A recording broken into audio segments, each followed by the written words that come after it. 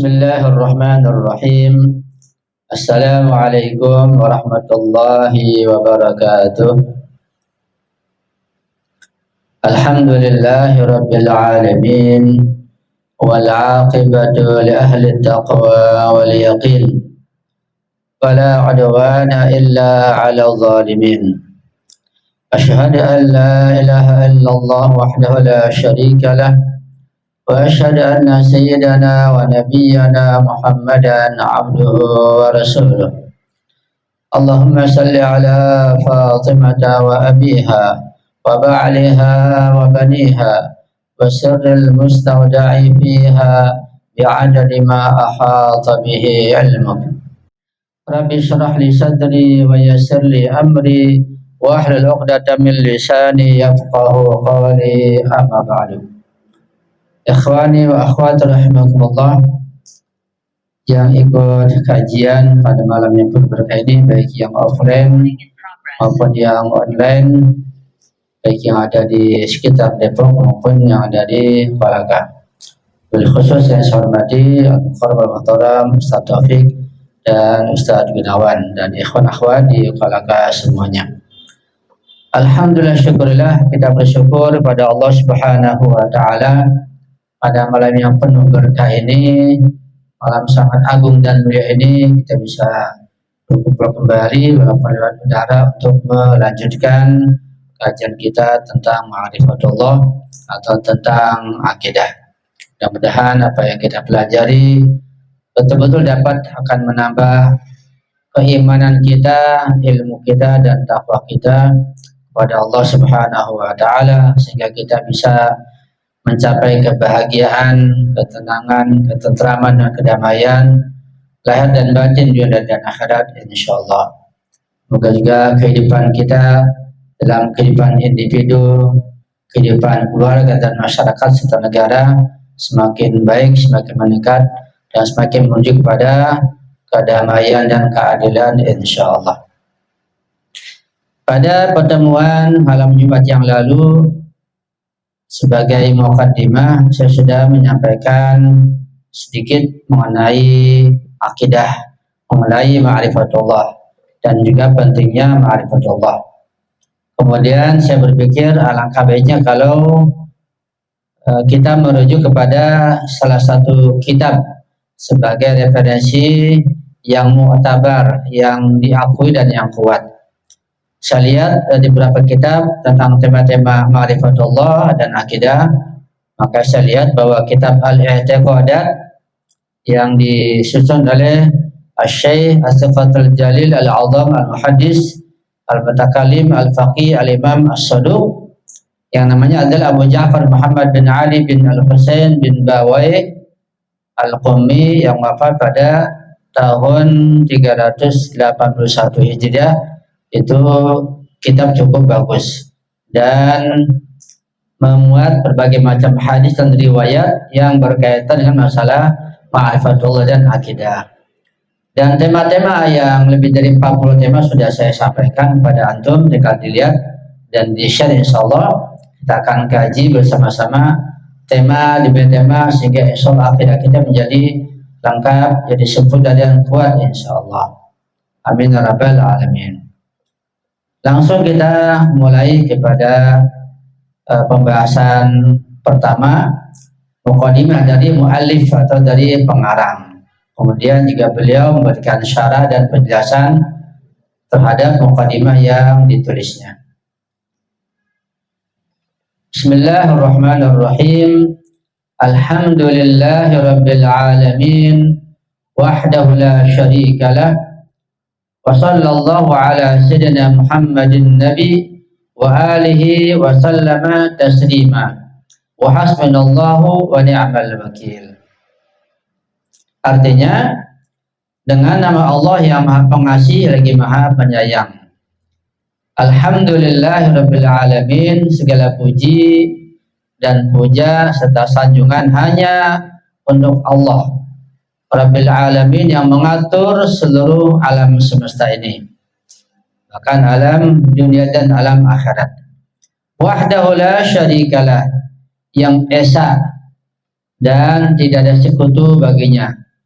tidak ada kawan, tidak ada teman, tidak ada anak baginya. Dan semoga salawat juga salam dapat Allah sampaikan kepada junjungan kita Nabi Muhammad, seorang nabi, juga pada keluarganya yang suci dan mulia. Juga semoga salam Allah sampaikan kepada mereka dan juga penyerahan total dari kita kepada mereka. Itu mukadimah sebagai hamdalah dari mu'allif, dari pengarang. Sekarang kita perhatikan, kita baca perlahan syarah atau penjelasan dari mukadimah tersebut. Yang pertama tentang Bismillahirrahmanirrahim. An Rasulillah sallallahu alaihi wa alihi wasallam, anillahi azza wa jalla annahu qala, kullu amrin dhibalin lam yudhkar bismillah fahuwa abtar, atau lam yudhkar bismillah fihi fahuwa abtar. Hadis dari Rasulullah, dan Rasulullah dari Allah Subhanahu wa taala, yang berarti ini hadis qudsi. Kita mengenal ada Al-Qur'an, ada hadis qudsi, ada hadis biasa, hadis Rasulullah. Bedanya adalah bahwa kalau Al-Qur'an itu baik lafaznya maupun redaksinya semuanya dari Allah Subhanahu wa taala. Tidak ada perubahan dan tidak ada masukan apapun dari Nabi. Tapi kalau hadis qudsi maknanya dari Allah Subhanahu wa taala, tetapi lafaznya redaksinya dari Rasulullah. Sebenarnya dari Allah maknanya, kandungannya, tapi ketika dituangkan dalam lafaz, dalam redaksi, itu dari Rasulullah. Itu namanya hadis qudsi. Ada hadis biasa, kalau di Ahlul Bait adalah ucapan, ketetapan, tingkah laku dari Rasulullah dan Ahlul Bait beliau. Itu hadis. Sekilas kemudian tentang hadis qudsi dan Al-Quran. Jika Rasulullah, kullu amrin dzibalin, setiap perkara, setiap persoalan, dzibalin, yang baik, yang bermanfaat, yang halal, ketika tidak diawali dengan bismillah, bahwa abtar, maka dia menjadi abtar, terputus, tidak berlangsung keberkahannya dan kebaikannya. Karena itu setiap perbuatan yang baik dan kita pastikan itu baik dan juga halal, harus kita awali untuk melakukannya dengan ucapan Bismillahirrahmanirrahim, supaya tidak abtar, supaya tidak terputus keberkahannya, rahmatnya, manfaatnya, bahkan sampai hari kiamat, sampai ke surga. Dan tentu saja bahwa Bismillahirrahmanirrahim yang kita ucapkan, yang membuat langgengnya dan abadinya perbuatan tersebut, itu bukan sekadar lafaz bismillah, tetapi harus mengandung bobot dan makna yang mendalam, termasuk akidah dan fikihnya di situ. Jadi bismillah yang kita baca harus kita pahami dengan baik dari sisi dan dimensi akidahnya, fikihnya, akhlaknya, dan lain sebagainya, agar betul-betul setiap perbuatan yang kita lakukan menjadi langgeng lestari dan menghasilkan buahnya sampai ke surga nanti. Sebab ucapan bismillah saja tanpa dipahami, tanpa dimengerti, tanpa juga paham tentang perbuatannya halal atau tidak, maka tidak berarti apa-apa. Tetap saja dia tidak akan mendatangkan keberkahan. Karena itu bismillah harus kita pahami dengan baik. Karena bismillah berarti kita mengawali dengan nama Allah, berarti mengandung akidah di situ, mengandung ma'rifatullah yang mendalam. Ketika kita awali dengan ucapan bismillah dengan nama Allah, berarti perbuatan tersebut harus sepenuhnya sesuai dengan undang-undang dan aturan Allah. Tidak ada maknanya bismillah kalau kita baca sementara di dalam perbuatan tersebut ada hal yang melanggar aturan Allah. Berarti di situ namanya mukhalif, kontradiksi dan bertentangan dan tidak akan mendatangkan keberkahan. Karena itu perbuatan yang jelas mengandung maksiat atau tidak baik, maka tidak boleh baca bismillah. Ya. perbuatan yang makruh atau mengandung dosa, makruh tanzim, makruh dekat haram, dan perbuatan yang maksiat tidak boleh dengan ucapan Bismillahirrahmanirrahim. Karena itu terkadang Bismillah di sini juga menjadi pengetahuan kita apakah perbuatan tersebut baik atau buruk. Ya, misalnya ingin berkata-kata yang keji, mengucapkan kata-kata yang jorok atau kata-kata yang emosi, apakah mungkin baca Bismillah dulu? Nah, mungkin nggak cocok, ucapannya tidak baik. Tapi ucapan misalnya untuk mengajar, belajar, memberikan solusi, baca Bismillah. Misalnya perbuatan yang lain seperti katakanlah meminum dan makan yang haram, apa cocok baca Bismillah? Tidak mungkin, bahkan akan menghinakan Allah kalau begitu. Dari satu sisi baca Bismillah, sisi lain menentang Allah, undangnya dan aturannya. Misalnya merokok, gimana merokok? Merokok baik atau buruk? Nah, di sini. Kalau sudah merokok sangat sulit buat saya menjelaskannya, ya. Tapi kalau pada saya hanya menukil saja, bukan pandangan saya, hanya menukil saja bahwa rokok itu, ya, pertama ada seorang ulama masih hidup sampai sekarang, seorang marji besar, Ayatollah Makam Syirazi, beliau mengharamkan rokok secara mutlak. Maka beliau mengatakan bahwa rokok itu bisa dijadikan sebagai mukadimah untuk hal-hal yang berat lainnya sampai ke mawad mukhaddarat, minuman keras, nanti heroin dan seterusnya. Itu beliau mengharamkan. Adapun ulama lain, ulama dan marja yang lain, ya, tidak ada yang menghalalkan secara mutlak. Tapi kalaupun boleh itu ada muqayyad, bersyarat. Yang jelas setahu saya tidak ada seorang ulama pun, baik itu Sunni maupun Syiah, yang menghalalkan menghisap rokok secara mutlak. Halalnya muqayyad, halalnya bersyarat. Ketika sehat, ketika betul-betul punya uang, ketika tidak mengganggu, ketika penyakit yang lain, maka dibolehkan. Termasuk pandangan terahbar.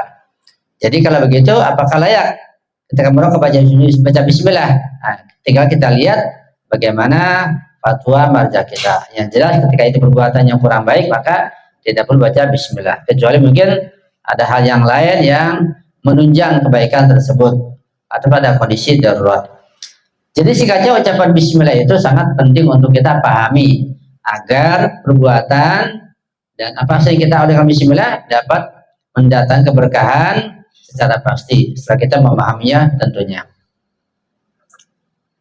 Kemudian wa'an Amiril Mu'minin alaihi salam, hadis dari Imam Ali bin Abi Thalib juga terkait masalah Bismillah. Faqulu 'inda iftitahi kulli amrin saghirin aw 'azimin Bismillahirrahmanirrahim.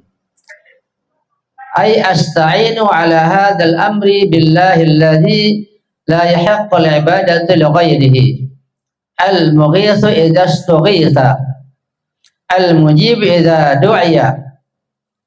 Ar-Rahman alladhi yarhamu bibastir rizqi alaina. Ar-Rahimu bina fi adyanina wa dunyana wa akhiratina. Ini sekilas tentang Bismillah dari Imam Ali, panjang. Jadi Bismillah saja tidak semudah apa yang kita gambarkan, perlu pendalaman. Kita kaji perlahan-lahan. Kata beliau, Imam Ali, imam kita, Ali bin Abi Thalib alaihissalam, kata beliau, faqulu, ucapkanlah, inda iftitahi kulli amrin, setiap ingin memulai suatu perbuatan, suatu perkara, apa saja, saghirin aw 'azimin, baik itu perkara dan perbuatan yang kecil, yang ringan dan remeh, aw 'azimin, atau perbuatan yang besar, yang agung, ya, yang mulia. Bukalah dengan Bismillahirrahmanirrahim. Ay asta'inu ala hadzal amri billahi. Dia kata beliau, ketika kita mulai membaca Bismillah, apa artinya? Artinya kita, ya Allah, saya minta bantuan, minta tolong kepada Engkau atas perbuatan ini, atas urusan ini. Alladzi la yahiqqul ibadatu li ghairi, di mana Allah tidak ada selain Allah yang berhak untuk diibadati. Hanya Allah yang berhak dan layak untuk diibadati. Dan karena itu kita mohon bantuan dan pertolongan kepada Allah ketika pada awal memulai perbuatan. Ya. Terkadang tolak ukur perbuatan baik buruk itu kita tidak paham. Misalnya perbuatan-perbuatan yang barangkali menyangkut masalah keluarga. Kalau makan, minum, berjalan jelas kita tahu, ya itu perbuatan yang baik. Tapi kalau misalnya masuk ke WC, baik atau buruk?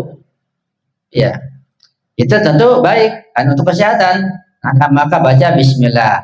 Ada bismillah khusus. Misalnya ingin menyembelih hewan, ya. Baik atau buruk? Baik, sebaik hal baca bismillah. Ketika tidak baca bismillah maka menjadi bangkai.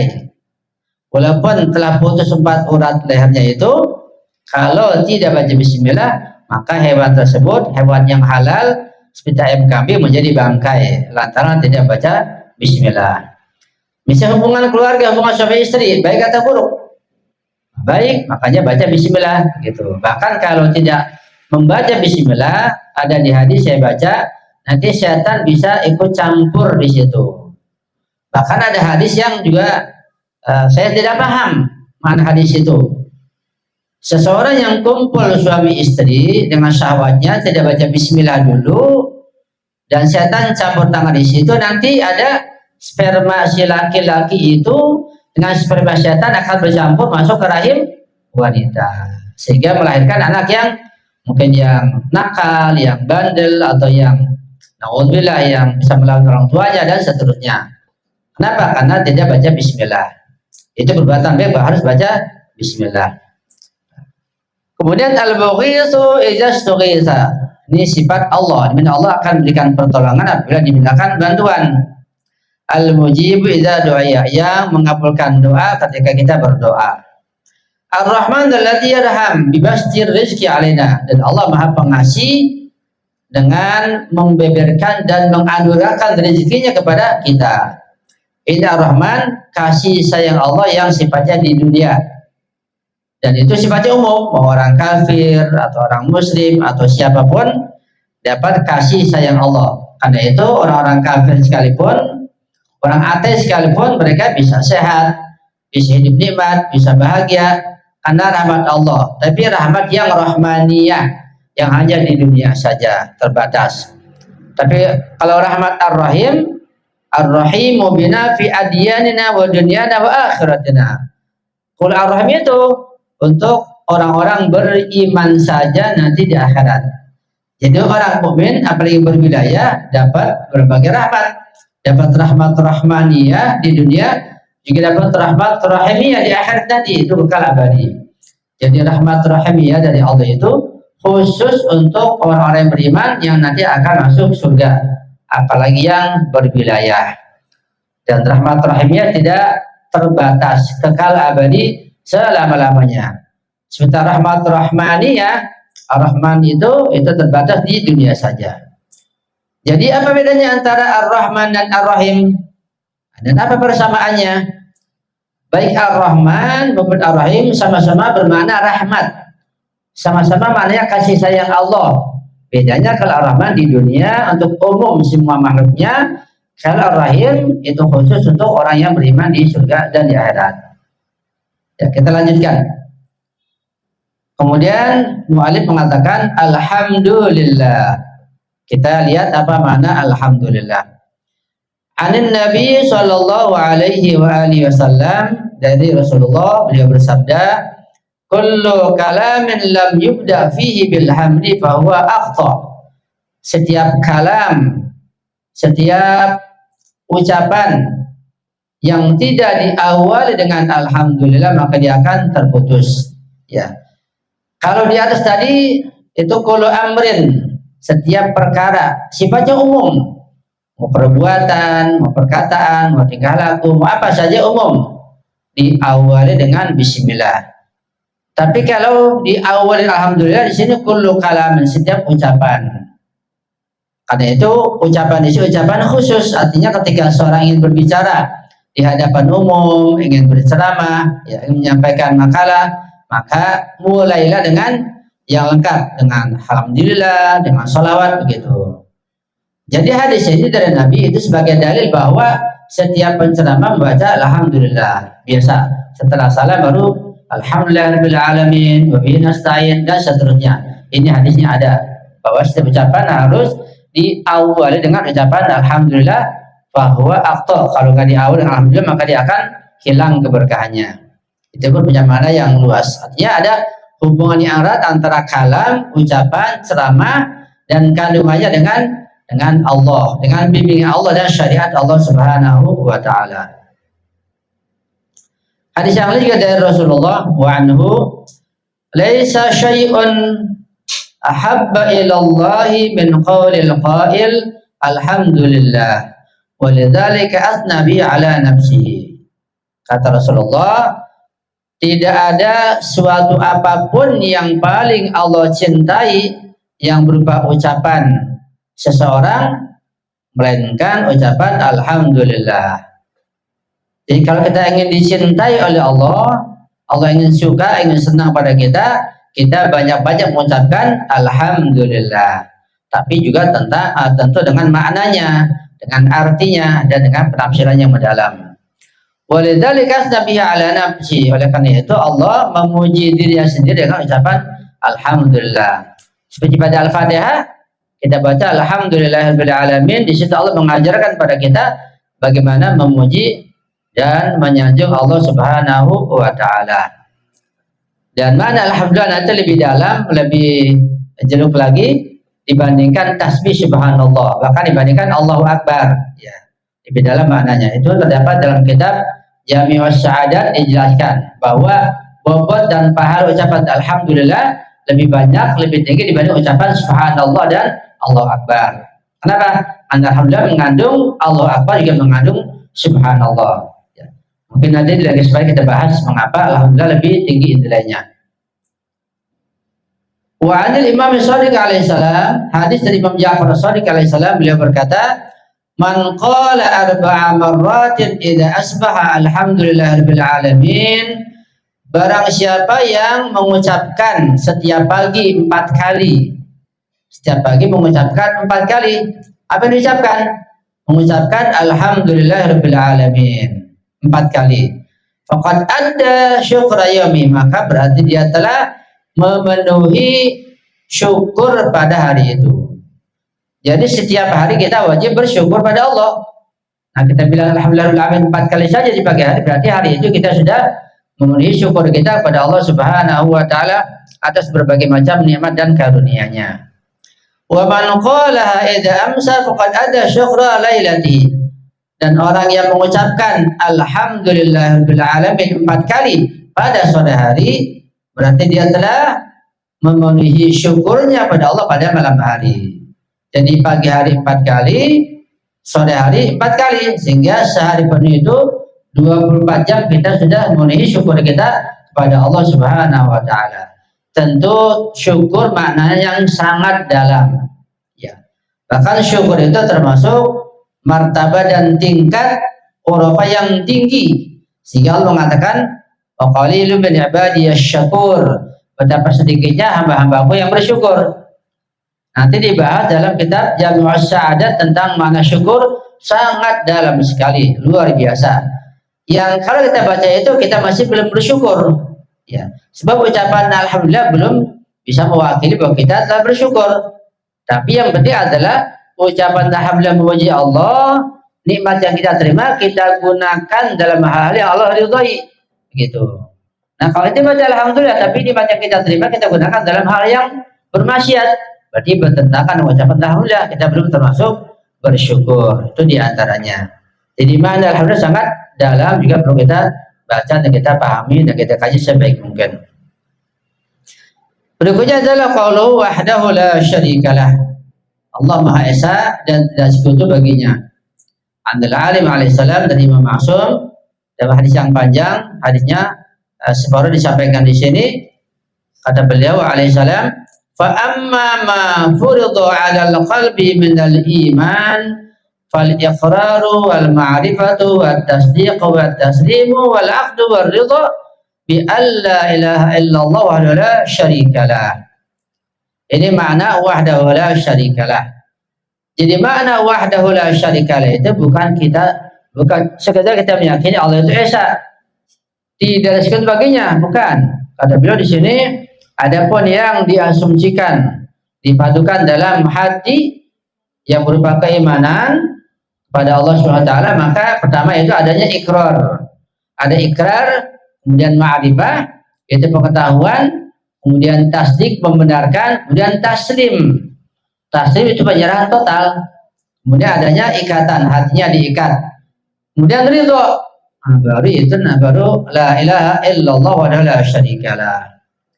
Jadi dengan kata bahwa ungkapan la ilaha illallah wa la syarikalah itu harus mengandung ikrar dari si pengucapnya, dari kita yang membacakan. Kemudian setelah ikrar apa? Pengakuan bahwa Allah Maha Esa, adanya ma'rifah, adanya pengetahuan tentang sifat-sifat Allah, Allah Maha Sempurna, sifat-sifat salbiyahnya, sifat-sifat subudiyahnya, dan lain sebagainya. Kemudian tasdik membenarkan, kemudian taslim penyerahan. Taslim artinya bahwa kita menyerah total hanya kepada Allah Subhanahu wa taala. Hanya tunduk kepada aturannya dan undang-undangnya. Hanya hukum-hukum yang wajib kita taati dan kita laksanakan. Selainnya tidak perlu kita taati. Itu makna taslim. Dan hatinya diikat dan adanya ridho. Itu keridhaan kepada Allah. Ridho artinya bahwa apapun yang telah Allah tetapkan buat kita, baik kita sebagai manusia maupun rezeki kita, dan juga hal yang lain, baik itu tasyi atau takwini, dan yang lainnya, kita harus ridho. Kita merasa senang. Ketika kita ridho, maka Allah juga ridho kepada kita. Karena ridhonya Allah kepada kita tergantung kita ridho kepada Allah atau tidak. Dan kita ridho atau tidak tergantung ilmu kita, pengetahuan kita. Ya. Jadi itu perlu kita pahami dengan baik. Makna ridho Allah tergantung ridhonya kita. Dan ridhonya kita tergantung pada pengetahuan kita. Kita tidak mungkin sampai kepada ridho Allah kalau kita tidak paham apa itu karunia Allah, apa itu pemberiannya. Ini pun punya makna yang dalam. Bab itu ada di bab akhlak juga dibahas. Masuk makam yang tinggi dalam kajian ilmu akhlak. Itu tentang makna wahdahu la syarikalah. Ya, yang penuh bobot, penuh makna, adanya ikrar, adanya ma'rifah, adanya tasdik, adanya taslim, dan akad serta ridho terkandung dalam ungkapan wahdahu la syarikalah.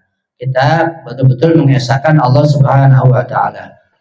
Jadi dengan demikian, kalau orang itu merasa mengesahkan Allah tetapi belum ada ikrar atau belum ada ma'rifah tentang Allah, belum mengenal Allah, belum belajar. Karena bagaimana mungkin bisa mengenal Allah kalau belum belajar? Jika belum ada taslim, belum sepenuhnya tunduk atas undang-undang Allah, belum ada ridho, berarti ucapannya wahdahu la syarikalah itu hanya di bibir saja, hanya di mulut saja. Ucapan wahdahu la syarikalah sangat dalam, sangat luas maknanya. Begini adalah wa sallallahu alaihi wasallam Muhammadin nabi wa alihi wasallam tasliman. Terkait masalah salawat, Allah berfirman dalam surat Al-Ahzab surat 33 ayat 56. Ini sering kita dengar, sering kita baca juga. Itu Allah berfirman, innallaha malaikatahu yusholluna 'alan nabi ya ayyuhalladzina amanu shallu 'alaihi wa sallimu taslima. Ini namanya ayat sholawat di surat Al-Ahzab ayat 56, di mana Allah mewajibkan kepada kita dan seluruh makhluk untuk bersolawat kepada Rasulullah dan keluarganya. Bagaimana Allah dan malaikatnya bersolawat kepada beliau dan keluarganya. Tentu sholat yang makna yang mendalam. Nanti bisa kita diskusikan tentang makna sholawat, batasan sholawat, dan yang lainnya. An Rasulullah sallallahu alaihi wasallam, dan Rasulullah beliau bersabda, man shalla alayya sallallahu alaihi wa malaikatuhu faman syaa'a falyaqul wa man syaa'a falyukthir. Kata Rasulullah, barang siapa yang bersalawat kepadaku, maka Allah dan malaikat akan bersalawat juga kepada orang itu, kepadanya. Jadi ada balasan dari Allah. Salawat dari kita artinya bahwa kita memohon kepada Allah agar Allah menurunkan rahmatnya, taufiknya, hidayahnya, karunia-Nya kepada Rasulullah dan kepada keluarganya. Dan salawat dari Allah kepada kita sebagai balasan itu adalah kita mendapatkan anugerah, rezeki, keamanan, ketentraman, solusi yang terbaik, dan lain sebagainya, sampai berupa kenikmatan di surgawi. Itu arti salawat Allah kepada kita. Karena itu faman syaa falyaqul, barang siapa yang ingin ucapkan salawat. Wa man syaa falyuthir, bagi yang ingin silakan perbanyak baca salawat. Wa anhu juga dari Rasulullah, la tusallu alayya salatal batra. Janganlah kalian membaca salawat untuk aku, kata Rasulullah, dengan salawat batra, salat yang terputus. Qalu, mereka para sahabat bertanya, wa mas salatul batra ya Rasulullah, apakah salawat batra itu salat yang terputus itu ya Rasulullah? Qala, Rasul bersabda, taqulun, engkau mengucapkan Allahumma salli ala Muhammad wa tumsikun. Kamu ucapkan Allahumma salli Muhammad kemudian berhenti, tidak ada wa alihinya. Bal qulu Allahumma salli ala Muhammad wa ala ali Muhammad. Jadi lengkap. Jadi setiap salawat yang tidak ada wa alihinya namanya salawat batra, terputus. Itu tidak mendatangkan pahala, tidak mendatangkan keberkahan, ya, dan tidak mendatangkan kebaikan karena tidak ada wa alihinya. Kalau batra atau terputus dalam ucapan itu ringan, karena batra itu dalam salawat terbagi 3 bagian. Ada batra dalam lisan, dalam ucapan, ada batra dalam hati, dalam qalbi, ada batra dalam amal perbuatan. Jadi ada batra lisani, ada batra qalbi, ada batra amali. Kalau batra lisani tidak membaca wa ali ketika mengucapkan salawat. Kalau batra qalbi tidak punya pengetahuan tentang keluarga Nabi. Yang dia katakan hanyalah Rasulullah, tidak kenal keluarga Nabi, berarti salawatnya putus pada tataran, pada dimensi hatinya, karena belum ada ilmu tentang keluarga Nabi. Pada tataran amali, pada tataran praktis, berarti amal perbuatannya itu tidak berdasarkan, tidak dengan petunjuk keluarga Nabi. Setiap perbuatan apapun yang hanya dengan petunjuk Nabi saja tanpa bimbingan Ahlul Bait sebagai penerusnya, maka berarti amalnya batrah, terputus. Jadi cukup dalam makna salawat. Salat batrah, ada batrah alisani, batrah qalbi, batrah amali. Yang berat adalah batrah amali. Masing-masing kita masing-masing melakukan batrah amali, terputus amal buatan kita. Kenapa? Karena kita tidak ikut bimbingan Ahlul Bait dalam beramal ibadah, ya. Dan secara umum juga terkait masalah batrah amali dalam hal yang lain, dalam muamalah, dalam berdagang, dalam bisnis, dalam keluarga, dan seterusnya. Semuanya amal ibadah apapun, amal kebenaran apapun harus dengan bimbingan Nabi dan keluarganya, bukan Nabi saja. Baru salawatnya sempurna pada tataran amaliyah, insyaallah. Wa Muhammad ibn Muslim an hadimah alaihi salam qala ma fil mizan syai'un athqala min as-salati ala Muhammadin wa ali Muhammad. Hadis yang lain juga dari Rasulullah, tentunya tidak ada di dalam timbangan, di dalam mizan sesuatu yang paling berat selain sholawat kepada Nabi Muhammad pada keluarganya. Jadi zikir-zikir yang lain bisa dikalahkan dengan zikir sholawat, tentu kalau memahami makna, artinya, dan syarat-syaratnya tadi itu sholawat lisan, sholawat qalbi, juga sholawat amali, insyaallah. Tidak batrah pada lisan, tidak batrah pada qalbi, tidak batrah pada amali. Itu punya bobot yang lebih berat dibanding amal ibadah yang lain apapun. Komen doa Imam Sajjad, termasuk Imam Sajjad, beliau mengatakan dalam doanya, Subhana khaliqin nur wa sallallahu ala rasulih sayyidina Muhammadin nabi wa alihi wasallam tasliman. Pertama beliau mengucapkan Subhana khaliqin nur, maha suci Tuhan pencipta cahaya, dan semoga salawat, ya, juga salam tercurah pada Nabi Muhammad dan pada keluarganya. Di dalam ucapan doa beliau, jadi tasbih dulu baru baca salawat. Qauluhu wa hasbunallahu wa ni'mal wakil. Ucapan mu'alif wa hasbunallahu wa ni'mal wakil. Hanya Allah lah yang mencukupi aku. Hanya Allah yang berikan kecukupan padaku. Wa ni'mal wakil, dan hanya Allah sebagai wakil yang paling baik, yang paling bagus.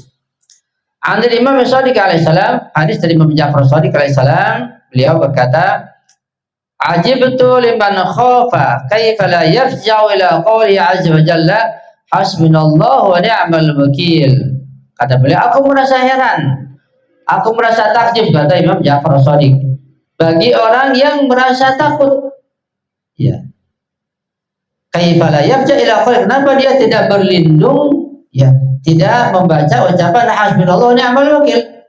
Artinya Kalau ada orang mengerti dan tahu ada zikir hasbunallah ni'mal wakil, masih merasa takut dengan jin, dengan setan, dengan segala sesuatu, itu ajib, itu mengherankan. Karena hasbunallah ni'mal wakil ucapan perlindungan hanya kepada Allah Subhanahu wa taala. Yang Allah akan melindunginya. Ya. Jadi kalau kita punya doa, punya zikir hasbunallah ni'mal wakil, seharusnya jangan lagi takut kepada siapapun. Ada di antara manfaatnya itu untuk kita berlindung kepada Allah Subhanahu wa taala dan pasrah total hanya kepada Allah Subhanahu wa taala. Fa ini sami'tu Allah jalla jalaluhu yaqul biha fanqalabu bi ni'matin min Allah fadlan lam yamsasun. Karena setelah ungkapan hasbunallah itu dalam ayat surat Al-Imran, berikutnya Allah mengatakan fanqalabu bi ni'matin min Allah, maka mereka mendapatkan nikmat dari Allah dan keutamaan dan tidak akan disentuh oleh keburukan. Artinya di sini orang-orang yang betul-betul bertawakal kepada Allah, pasrah menyerahkan diri seluruh kepada Allah dan mengucapkan hasbunallah dengan pemahaman yang mendalam, dengan pasrah total, pasti akan dilindungi oleh Allah. Pasti akan mendapat kenikmatan dari Allah, karunia, dan akan dihindari atau dijauhkan dari berbagai macam keburukan. Ya. Itu terkait masalah hasbunallah wa ni'mal wakil. Karena itu ucapan hasbunallah wa ni'mal wakil yang kita baca itu hendaknya harus kita pahami dengan baik, sehingga jangan sampai kita baca hasbunallah kita tidak paham, lisan kita mengucapkan, pikiran kita, hati kita kemana-mana, sehingga tidak ada maknanya, tidak ada asal dan manfaatnya. Nah, kalau kita membaca dengan penuh pengertian, dengan keimanan dan pemahaman, pasti manfaatnya dan asalnya sangat banyak sekali, ya, insya Allah. Kemudian kita masuk pada tema pertama. Mungkin ini kita akan kaji pada kajian yang akan datang, insya Allah, di Jumat mendatang. Babun fi sifati i'tiqad imamiyah fi tauhid. Bab tentang sifat atau ciri keyakinan imamiyah dalam masalah tauhid. Ini tentu lebih dalam pembahasannya lagi dari beberapa riwayat. So kita akan bahas pada kajian yang akan datang. Sampai di sini dulu, kita buka kesempatan untuk sesi tanya jawab, insya Allah. Ya, mudah-mudahan apa yang kita pelajari ini dapat kita pahami dengan baik, kita ingat-ingat, sehingga kita bisa mengamalkannya. Kita baca Bismillah setiap mengawali perbuatan yang baik. Gitu. Kita baca Alhamdulillah kalau mau bicara, mau ceramah misalnya. Jika hal yang lain yang perbuatan baik, ya kita lupakan baca Bismillah dengan pemahamannya dan maknanya yang mendalam. Itu sudah kita baca juga hasbunallah wa ni'mal wakil, untuk penyerahan total hanya kepada Allah Subhanahu wa taala. Kalau kita ingat ini, kita baca ini, kita amalkan, berarti kita mengamalkan ilmu yang kita peroleh, bukan sekedar pengetahuan di benak saja, bukan sebagai hiasan di otak kita saja. Kita amalkan, itu yang bermanfaat dan akan mendatangkan kebahagiaan, ketentraman dunia dan akhirat dengan pengamalan setelah kita adanya pengetahuan. Ya, sekian dari saya. Silakan Abang Gunawan untuk membuka sesi tanya jawab. Shallu ala Muhammad wa ali Muhammad.